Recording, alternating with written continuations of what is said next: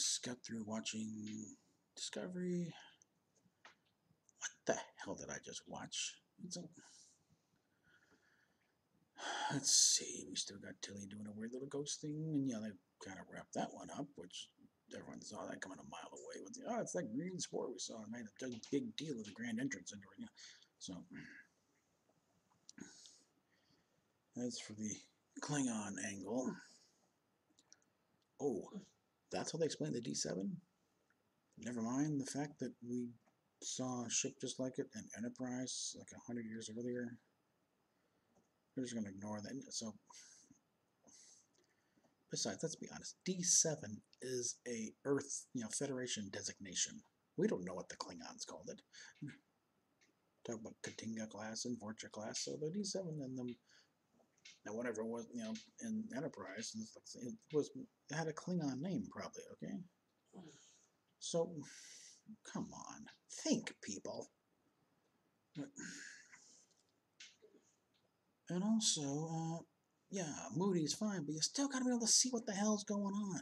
Turn the freaking lights up. You like torches so much. Well, a few more torches. Come on. Trying to do this, Game of Thrones nonsense.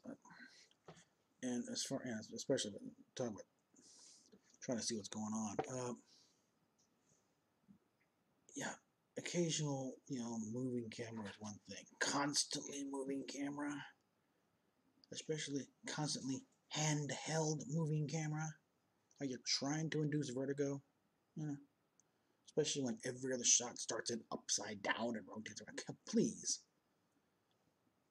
This is stuff they should have solved in first year film school thing. It's like, you gimmick once or twice is fine, but when you do it every damn shot, pretty soon people are just tuning out because they can't stand to watch anymore physically. And then, of course, you got what essentially becomes the backdoor pilot for the Section 31 show. And suddenly it's Empress JoJo to the rescue. Coming in dressed like Black Manta. I mean, with the big hood, what's the point of the holographic face here, And then, of course, the dead baby body, there. It's just a mess either way. It's like and they haven't solved the damn thing. Oh, they're growing their hair back. They shouldn't have been shaving it off in the first damn place. They still look like lizards. Now there's lizards with hair. So, and of course, the whole thing with listening, just send a contact to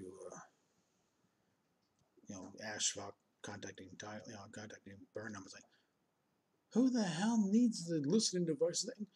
Basic monitoring communication should have been for that. Anybody, Starfleet and the Klingon should have been picking up on that thing. So, we're listening. Half the quadrant probably listening on that one. Come on.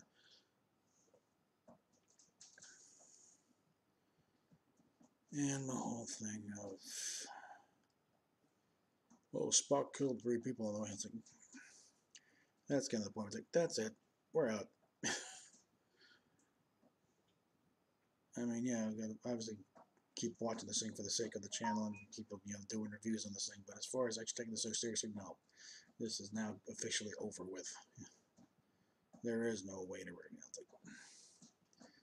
We're kind of going into beautiful mind territory. And it's like, we haven't even gotten to Spock yet. And a little note regarding Mia Kirshner as Amanda. In general, yeah, she's not a bad match for Jane Wyatt, especially in the younger scenes. You can see her kind of go. But when you have her current day, and she still looks just as young as when Michael and Spock were little bitty kids, you are not paying attention here. A little gray hair goes a long way.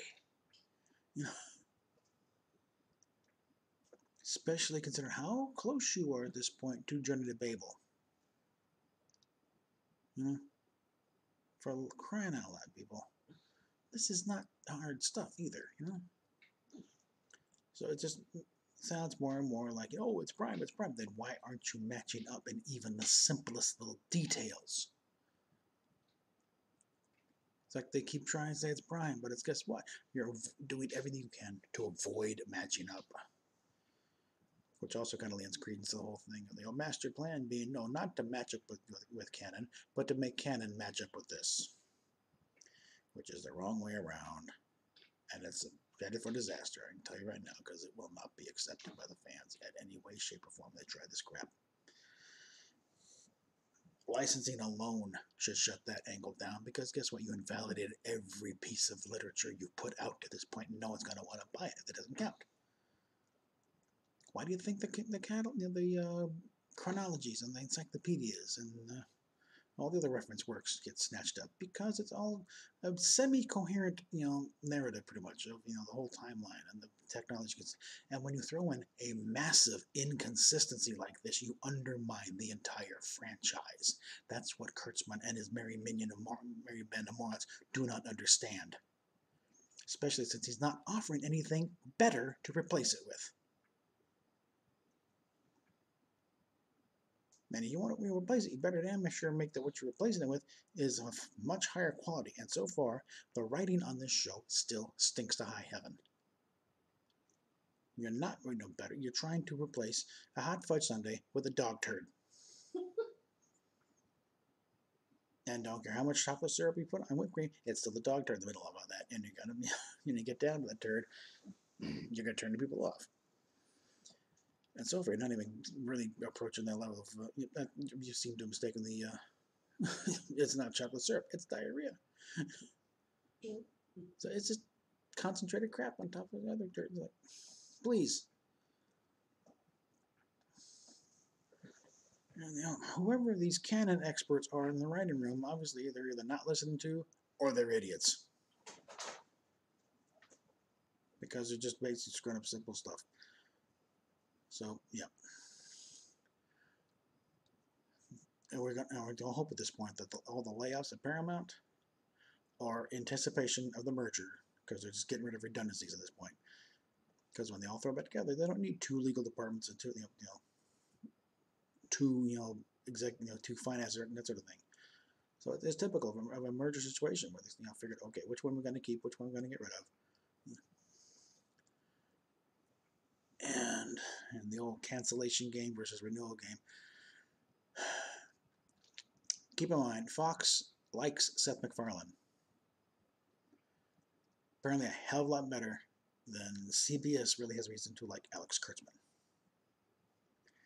And Les Moonves is no longer there to defend Discovery. So while no official word has been put out on either show for season 3, who do you think's got the better odds? MacFarlane has made Fox a lot of money. Kurtzman has cost CBS a lot of money. You do the math. PayPal, Patreon down below. We will catch you later on this. And on the personal level, again, big thank you to those who sent money, especially some family friends, and it's a whole bunch of money.